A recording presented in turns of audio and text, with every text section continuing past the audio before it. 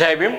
అందరికీ జై భీమ్ దినపత్రికలోని ప్రధాన వార్తలు, అలానే ప్రస్తుతం జరుగుతున్నటువంటి మనువాద దొంగన కొడుకులు ఫేక్ ఆడియో కాల్స్ మాట్లాడుతూ పైచాచికి ఆనందం పొందుతున్నటువంటి, కులం పేరు మతం పేరు చెప్పకుండా, ప్రాంతం పేరు చెప్పకుండా నకిలీ పేర్లతో మాట్లాడుతున్నటువంటి, నేను ఇంత స్పష్టంగా చెప్తున్నాను, నా అడ్రస్ అంతా కూడా గూగుల్లో వెతికినా దొరుకుతుంది అని చెప్పాను. ఎక్కడి నుంచి మాట్లాడుతున్నారో చెప్తున్నాను,